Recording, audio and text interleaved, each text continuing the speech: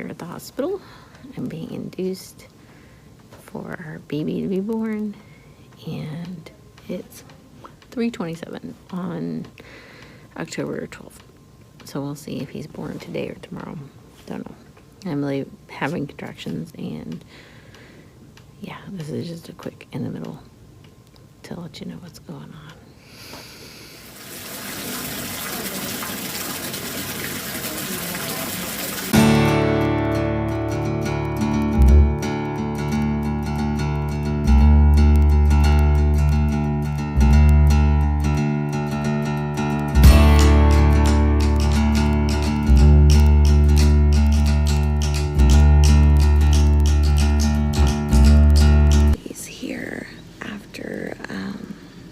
A 14-hour labor. Our little baby Ezra is made his appearance, and he is very beautiful and very much worth it. And I can't wait for you to meet him. I'm tired and in pain and and very happy. Yeah. So I'll tell you all about it when I have more energy. Did you get that finger, buddy? Yeah, you had a boob and now you want a finger? Little tiny hands.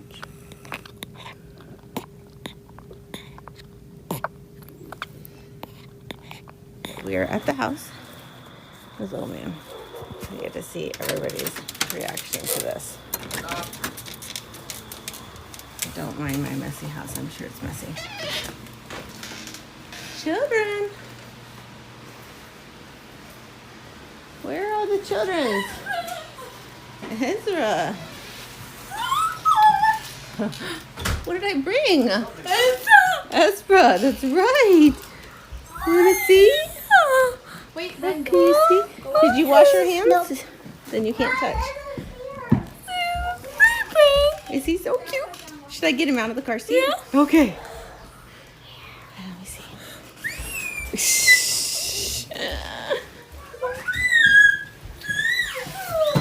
Here, Michael. Will you do? Oh, okay. Did you wash your baby? Did you wash your hands?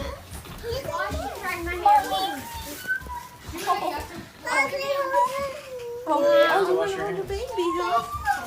Judah, you want to wash your hands? You have to wash your hands. Judah, did you wash your hands first? You have to wash your hands? Yeah, I washed Wash my your hands. Well, if you wash your hands, say hi. Can you touch that back behind the... Everybody gets 1 minute because we got to share.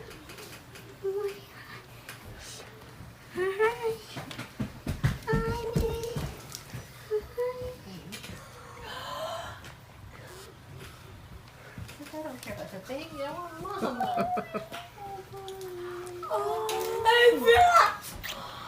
Steady. Oh, the phone. No, mommy's here. I'm not on the phone anymore. You see your brother? Look. Judah, Novana, get off the couch. You'll have to get off the couch. Mom, I washed my hands. You don't have to get off the couch, Emily. Mom, I washed my hands. Okay, I'm gonna give you a turn next. Ah, he's heavy. Look at me. He is so tiny. Oh my God, hi, baby. Judah's minute.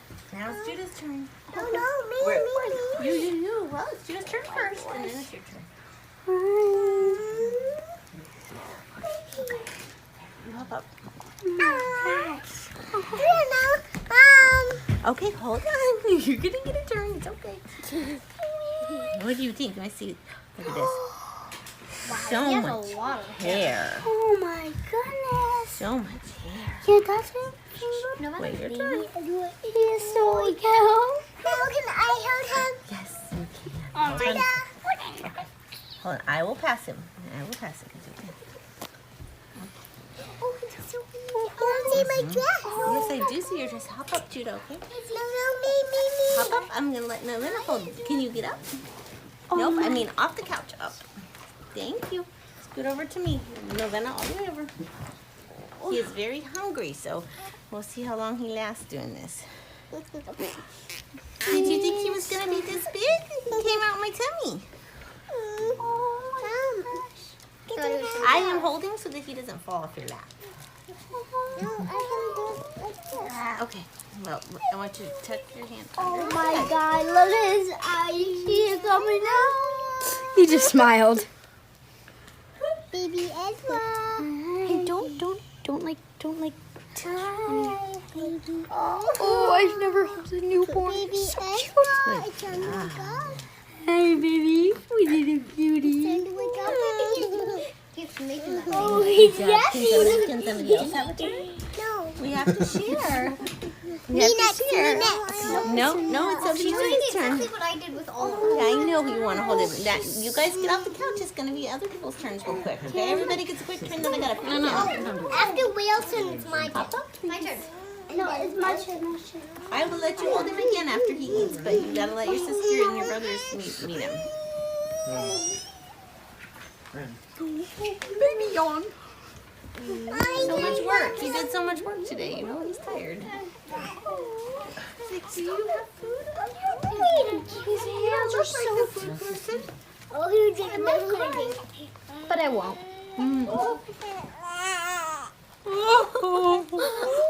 How could you not? I'm so sorry. I know you're hungry. I know.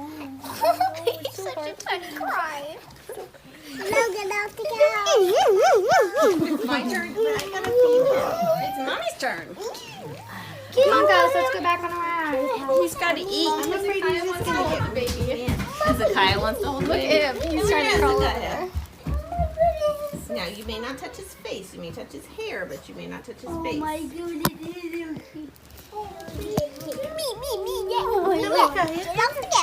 Let him. Come here, Kay. You wanna say hi? Say hi to the baby. Oh my gosh. This is Ezra. Oh, yes, that's right. He has hair.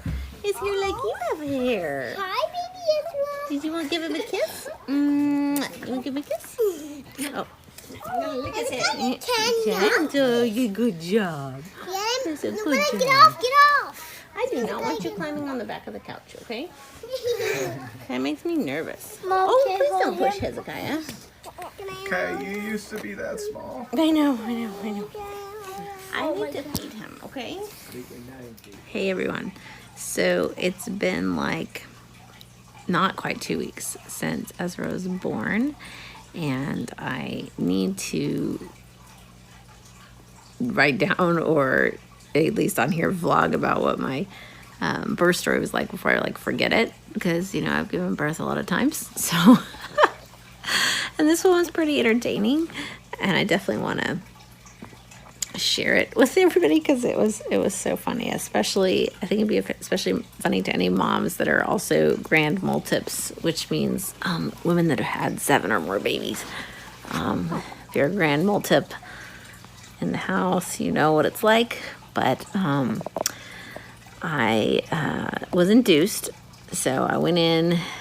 They were talking about they were going to give me a Foley induction, which I've never done before, but I was like, sure. But when they checked me, like when I got there on the morning of the 12th, I was already like 2 to 3 centimeters. So they were like, well, a Foley's for someone that's not dilated at all, and since you're already 2 to 3, we'll just start you on Pitocin. And I'm like, cool. They didn't start the Pitocin until noon. So noon is like my starting place. And every half hour they would come in and turn it up. And I was just chilling. It was just really light. You know, I was definitely having contractions, feeling them. But they weren't making me make any noise or anything. I was just watching my Netflix. I was watching Wentworth. Great labor show, right? And Michael's watching some show on his iPad, and we're just chilling, bouncing on the birth ball, hanging out, and hours are passing. And see, this is where I get fuzzy because I don't know times, but some odd hours in, they asked if they could check me. First off, they tell me when I get there that my doctor, whom the whole reason I was induced that day is because I wanted her to deliver me, that my doctor is the attending, but I won't see her until it's time to push. because they do everything with residents. And even the nurses do not check you, the residents do, which I'm like, oh, okay.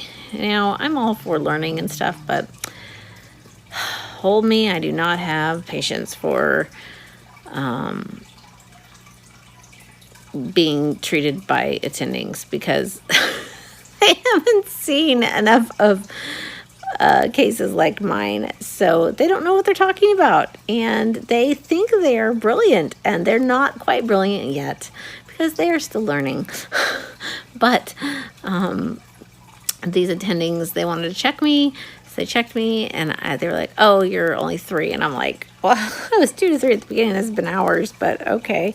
So they keep upping the Pitocin, and finally they checked me again, and they were like, oh, you're only 4, and you're taking so long, so we want to break your water. And I'm like, ugh, I don't want to break my water, but it'll make it hurt more. But I also don't want to be here forever. And at that point, I've been in and out of the tub, which was really, really nice there. But I'm like, am I still going to be able to get in the tub if you break my water? And they said yes. So I let them break the water. And it was really hard for them to break my water because his head was pressed so tight down that they kept pulling at the amniotic sac, but no water was coming out because his head was pressed down. So finally they were like, well, I'm just gonna have to give up. I think I got it, but nothing came out. And so I like stood up, moved around, and then I kind of moved again, and then it was like gush. And then I proceeded to have gush, gush, gush for like the next hour. So much water because I had polyhydramniosis in the pregnancy, which means like too much fluid. It was caused by the gestational diabetes that I was dealing with, which was so fun. Not really. So basically I just kept like just tons of fluid just kept coming out, but it was all good, healthy fluid, no problems or anything. And it definitely, labor seemed to pick up, but a few hours later they were like, okay, we want to check you, but we don't feel like you're, I was like, well, I don't want you checking me because I already broke my water. But they were like, well, we want to put they were having problems getting his heart rate, like keeping him on the monitor, because he just managed to get off the monitor. Like nothing was wrong with his heart rate, but he kept like slipping off the monitor. And because I'm moving all around and stuff. And they wanted to put like first they were talking about putting a scalp electrode, which I was like, no, you're not putting that on my baby. But then they were talking about putting this monitor that goes in between the baby's head and like the womb right there. It like sticks up in there, and they can get a more accurate monitor that way.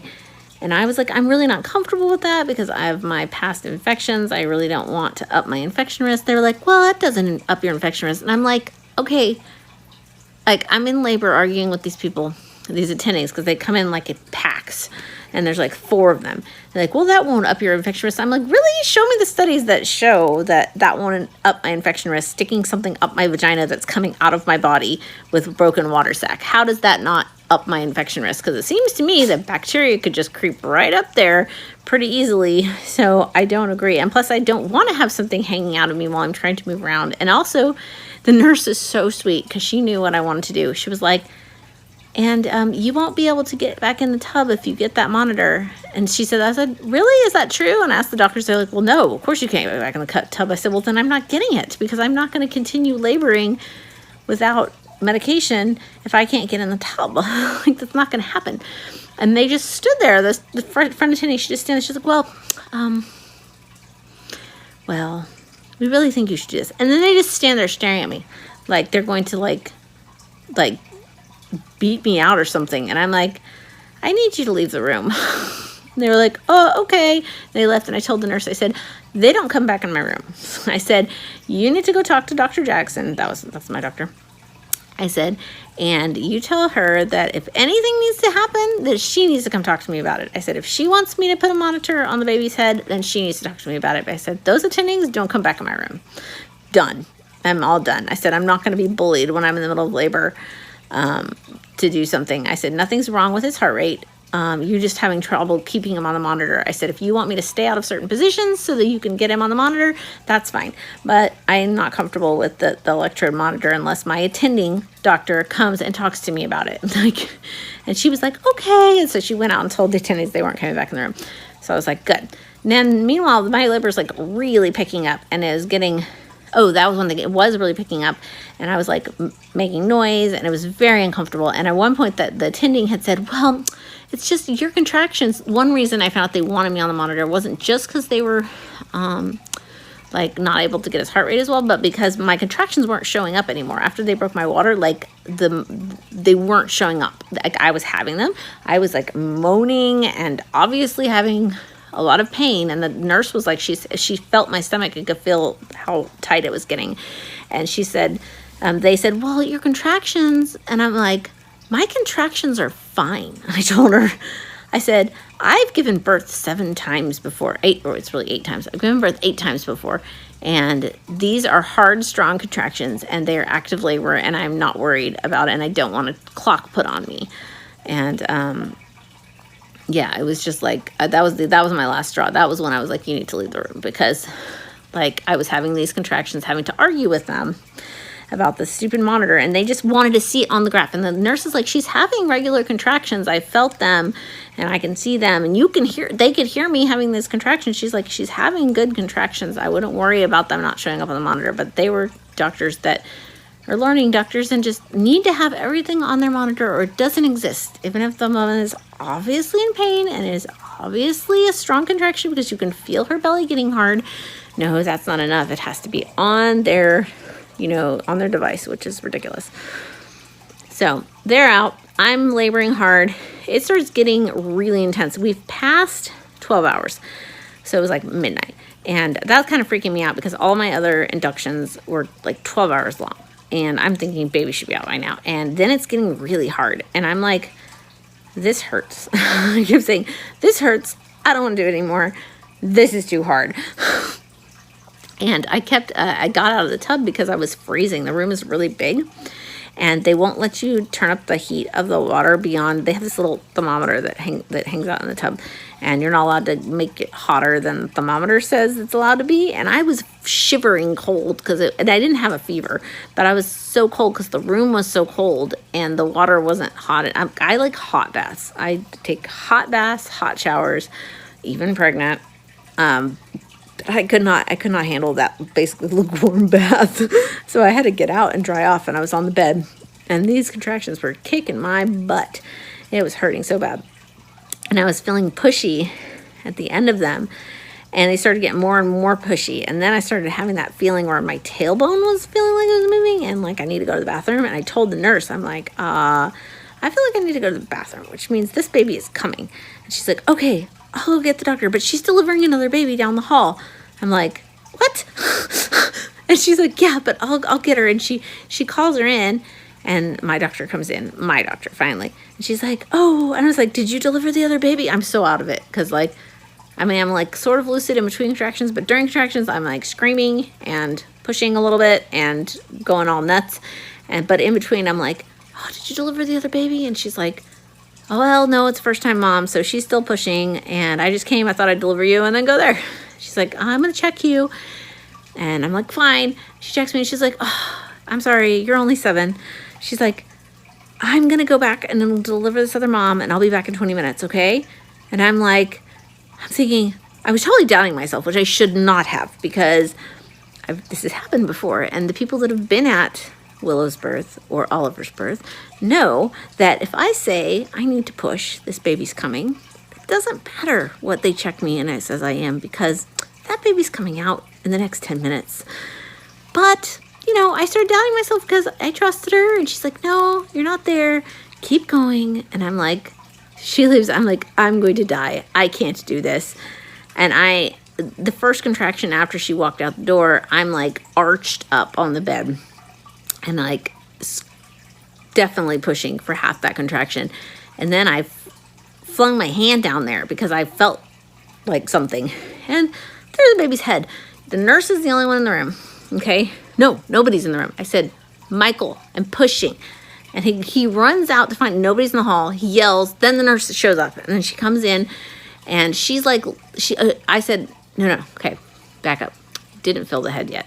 I said, "I'm pushing," because I was definitely pushing. It was like that feeling, if you've ever given birth without medication, that feeling where you're not pushing, your body is pushing. Like you don't have any like control. It's like, it's like swallowing a push. It's the only way I could describe it. I had that feeling. So I told Michael, I'm pushing. And he went out and got the nurse. She came in. She said, look, I'm going to check you. I'm not going to actually check you. I'm just going to like kind of look to see if the baby's head's there. And so she kind of looks and she's like, I don't see the baby's head. We're okay. And so then she turns back to go, you know, the little computer next to you, and she's like typing in some stuff, whatever. And I put my hand down there. Baby's head was there. Now, I, at this point, think that I am talking out loud. Michael tells me later, I was mouthing the words. He couldn't hear me. He was right over me. He was like, what? I was saying, the head, it's here, because my hand was cupping his head. And I was busy pushing. So I thought I was saying things out loud. Apparently I was not. I also thought, because my eyes closed, that the nurse was looking and saw what was going on. She did not. By the time she looks down, his entire head is in my hand. And she goes, oh, wait, stop, no. And she reaches her hands down, which luckily had gloves on. And she said, I need you to stop. Because at that point, his whole head was out. And he actually had the cord wrapped around his neck. Now, interestingly enough, I've never had a baby born with the cord around his neck or her neck. And I've always wondered how people stop in between the head and the shoulders and pushing them out when they're not with an epidural. Because I never have. They've always said, okay, stop. And I never stop. I'd always just push that baby out in one solid long push. Like it's happened every time that I've done natural births, which is 5 times. And so I'm like, I'm always amazed. How do they do that? But the funny thing is, she told me, okay, I need you to stop. And I was able to stop long enough. And I felt her because I had my eyes closed, but I had my hand down there still because I was like putting pressure. After I cupped his head, I was like holding pressure on myself and she was just catching him. And I felt her hand pull the cord around his neck. And then I pushed the rest of him out. And I was like, that was so amazing that my body was able to stop in between the head and the shoulders when I actually needed to, the only time I've needed to, and I've never been able to stop before. So, and then she picked him up and put him right on me, and poor Michael was trying to take pictures on our nice camera, and the first good picture I got was already after he's on my chest because everything was a blurry, crazy mess because it happened so fast. So if you're counting people in the room, myself, the baby, Michael, and the nurse, because the doctor was gone. And the nurse goes, it was 6 minutes. It was just 6 minutes ago. 6 minutes is when she had written, it had been 6 minutes since the note, you know how they have to chart everything? So when the doctor said that I was 7 centimeters, the timestamp on that charting was 6 minutes before he was born. So she should have stayed in the room. And later she joked with me. She said, oh, yeah, I guess I could have just waited. And I'm like, yeah, it's happened to me before. So yet again, a doctor did not deliver my baby. Only 2 doctors have delivered 2 of my babies. All the rest have been delivered by myself, midwives, or nurses. Because apparently I don't wait for doctors unless I have an epidural. So yeah, he just jumped into this world, and he was so perfect right away, and he still is. And he latched right away, and he was awake for like 2 hours from being born. Like he did not go back to sleep. He was just looking around and like licking his hands and nursing and just being all awake. I thought it was really funny how eager he was to come out after this long, slow 12 hours of labor. Then it was like 2 hours of hardcore labor, and he comes out before the doctor can come back. It's like, wow, kiddo. So I don't know if there's a next time that I will do natural again, just because it's so exciting. But it's like, it's so calm when you have an epidural that works. It's so not calm when you don't. I don't know. But, yeah, we're glad he's here. And, yeah, that's my birth story.